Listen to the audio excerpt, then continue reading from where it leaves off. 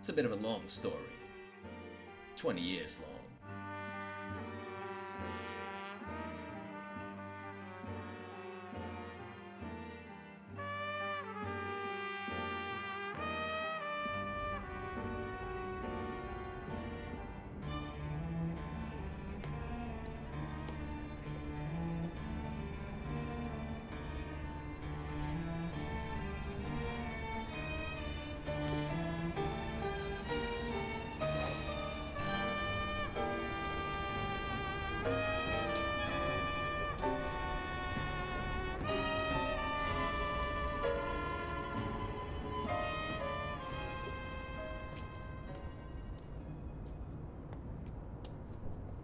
It's all right, officer.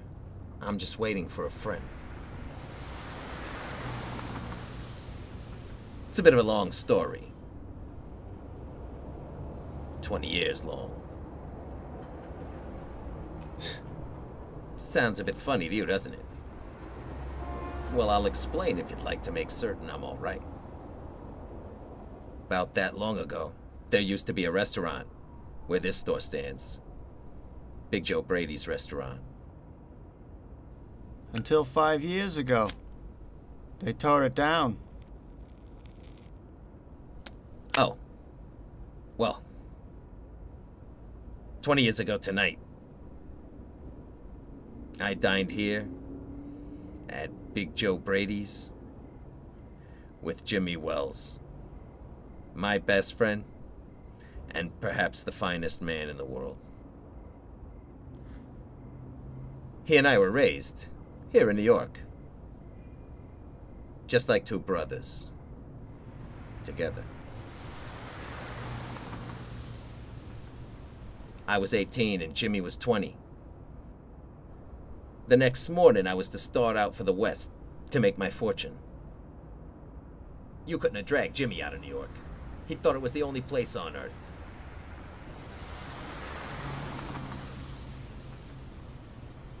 Well, we agreed to meet here exactly 20 years from that date and time.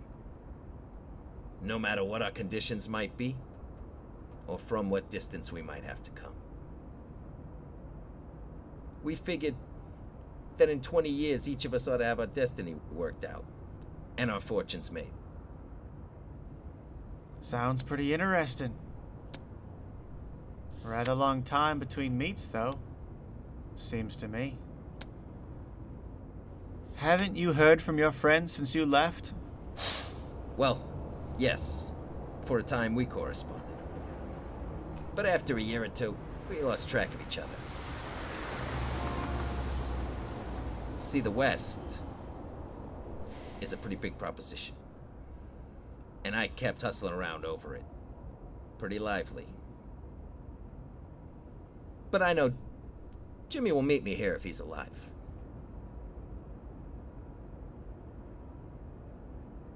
For he always was the truest, staunchest old chap in the world. He'll never forget. I came 1,000 miles to stand in this door tonight.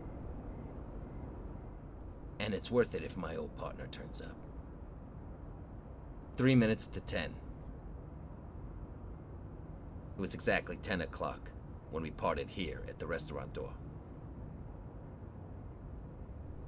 Made your fortune out west, then? You bet. I hope Jimmy's done half as well. He was always kind of a plotter, though. Good fellow as he was. I've had to compete with some of the sharpest wits. Going to get my pile. A man gets in a groove in New York.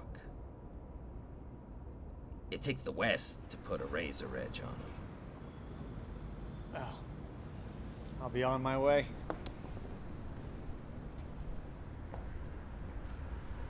Sure hope your friend comes around all right. Gonna call time on him sharp? I should say not. I'll give him half an hour at least. If Jimmy's alive on Earth, he'll be here by that time. I'm sure of it. So long, officer. Good night. Sir.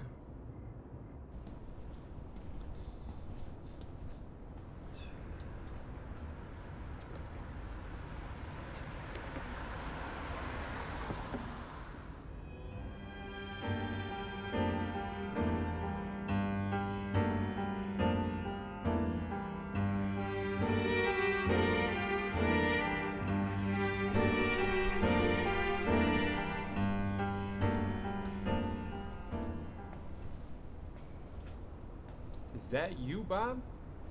Is that you? Jimmy Wells? Bless my heart. That's Bob. Sure as fate.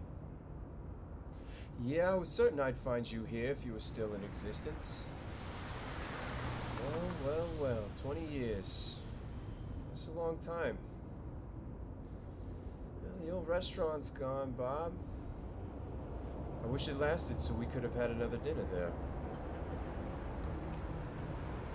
How's the West treating you, old man? Bully. It has given me everything I asked it for. You've certainly changed lots, Jimmy. I never imagined you'd grow so tall in my absence. Well, I grew a bit after I was 20. Thank you. Doing well in New York, Jimmy? Moderately. I have a position in one of the city departments. Say, come on, Bob. Let's go around to a place I know of. Have a good long talk about old times, huh?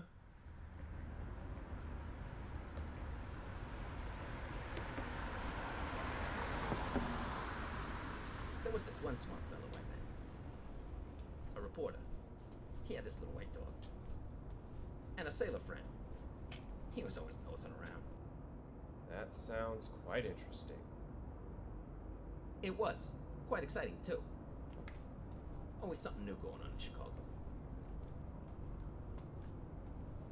How's that city job of yours? Well, it's a job.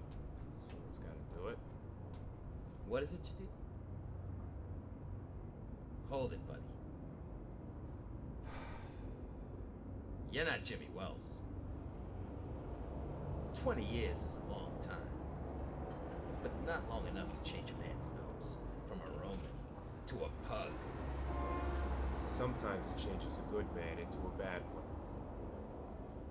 You've been under arrest for the last 10 minutes, Silky Bob.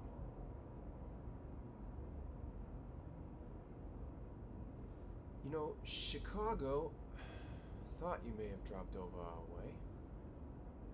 They wired us. They want to have a little chat with you. Hey.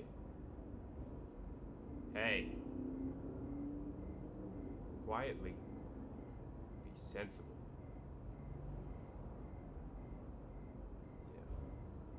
Yeah. Now, before we go on to the station, there's a note I was asked to give you. You can read it here in the light. It's from Officer Wells. Bob, I was at the appointed place on time. When you lit your cigar, I saw it was the face of a man wanted in Chicago.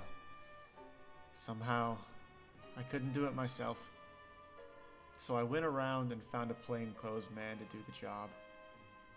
Jimmy.